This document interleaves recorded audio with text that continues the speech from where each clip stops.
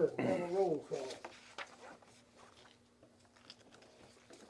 Vice Mayor Potts. Here. Councilwoman Biggs. Here. Councilwoman Van Treese. Here. Councilman Hart. Here. Councilman Crawford. Here. At this time, I'll turn it over to our attorney, and he can explain what we've got into. Good evening. You can blame me for the special call meeting, and I appreciate the council being here. We were alerted last week that the Tennessee Department of Revenue had issued an opinion that you've got in front of you there. And by way of background, if you'll recall, in November of 2018, Smith County had a referendum to take the 3/4% sales and use tax off for Smith County. It passed, and after that passed, we, through the mayor, discovered that the town of Gordonsville had actually had an ordinance that levied the 3/4% tax prior to the county enacting theirs. And then we all became curious, us and in fact the city of Carthage and South Carthage, about whether we could put that back on to continue to receive that revenue, which amounts to a fair amount. We then undertook to research to see if we had to. There was an attorney general's opinion that I found that indicated we had to. I spoke at length with MTAS, and in my review of the statute told me that we had to. And the city of Carthage was told the same thing, and they had started that process as well. Well, just this month, the Department of Revenue has now issued an opinion that says, despite the counties, because we had ours first, that they would allow that to continue. Now, that is different than what we were told from the state before. It's good news, but we had moved forward with a special election that's set for August the 13th coming up. So when we got that, we felt really good about it, but then I was like, well, we've got an election set and a fairly expensive proposition. So then I talked to the election commission about how we could possibly withdraw the request for the election. And they said there was no statute that necessarily allowed that. So the only way to do it was to get a court order that stopped it. Everybody's in agreement. The election commission certainly doesn't want to have an election that it doesn't have to have. So I drafted a complaint. I talked to the mayor, and we did go ahead and make the decision because time is of the essence, because early voting is going to start, and every day we're running up expenses with notices and things like that. So I drafted a complaint, spoke with the county attorney, and they, again, no opposition, but it's not something we just unilaterally do, and asked for a temporary restraining order where they would just stop incurring further expenses, and everybody was in agreement on that. Well, then on Friday, I got a call back from the attorney with the election commission, and they had spoken with a coordinator, and they indicated that if the town of Gordonsville withdrew its request, then they would honor that.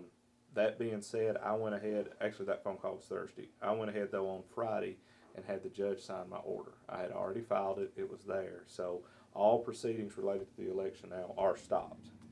But certainly the easiest and most preferable way is to just pass an ordinance that would rescind the other ordinance. And that is before you tonight. The only way to take away an ordinance is to pass another one. So we would have to, assuming it passes tonight, the public hearing and second reading would be on July the 8th at the next regularly scheduled meeting. The election commission doesn't have an exact figure, but they estimate the cost we've had thus far somewhere between $2,500 and $3,000.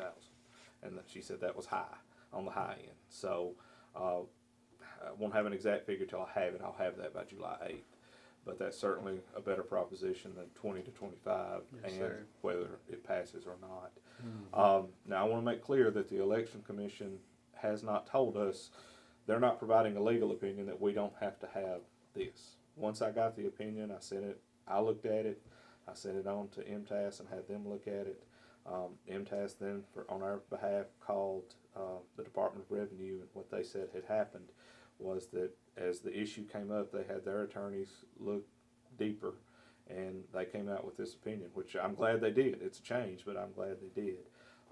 The town of Carthage I don't think had gone as far as we had. I don't think they had their election set. They still had a second reading on the ordinance.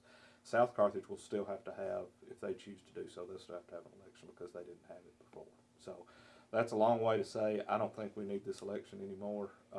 There's no guarantee. I mean, the Department of Revenue can always change its opinion, I suppose, but they're gonna be really hard to do that after they've published this and we've relied on it. So I also, we had an opinion that we wouldn't have to necessarily do the split with the schools that we had before.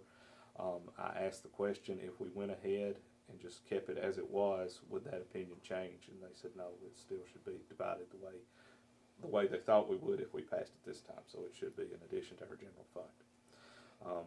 So I'm open for any questions.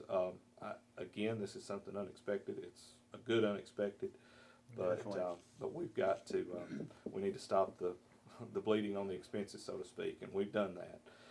They won't do any, I think you'll see a notice this week, but that should be the last one. It had already gone in, and I didn't want to presume what the council would do, so I was fine to let it keep going, because if you voted not to, then we would have to keep going. But I think we can save the expense and, frankly, the risk and continue to collect the revenue.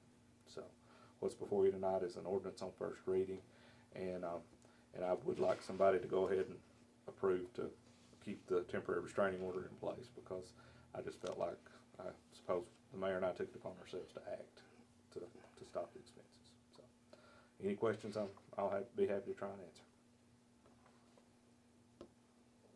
So do we need to make a motion to keep the temporary restraining order in place, correct? If you do that first, and then make perhaps a motion to approve the ordinance is what I'd like to say. Okay. You wanna make that motion? Yeah, I'll make it. Motion to retain the restraining order, need a, Councilwoman Biggs, need a second? I'll second that motion. Vice Mayor Potts, your vote. Yes. Councilwoman Biggs. Yes. Councilwoman Van Treese. Yes. Councilman Hart. Yes. Councilman Prophet. Yes. Motion carries. Thank you. And now, if the council would consider the ordinance, and all it frankly does, it sets it out, because I thought we need a little history to it, but it sets it out that we're just rescinding and keeping it, the tax rate the same, still be 2.75 for the town of Gordonsville. Need a motion for that. I'll make a motion to rescind. Vice Mayor Potts makes a motion, need a second? I'd second. Charlotte Prophet seconds, need a roll call. Vice Mayor Potts, your vote. Yes. Councilwoman Biggs. Yes. Councilwoman Van Treese. Yes. Councilman Hart. Yes. Councilman Prophet. Yes. Motion carries. And then you'll have a public hearing and a second reading on that ordinance, July the 8th. And then we'll certify, assuming it passes, we'll certify it and send it to all the election offices. That should wipe everything clean. Good. Thanks. Motion to adjourn, I'll make that one too. second, I'll second. Supper's writing.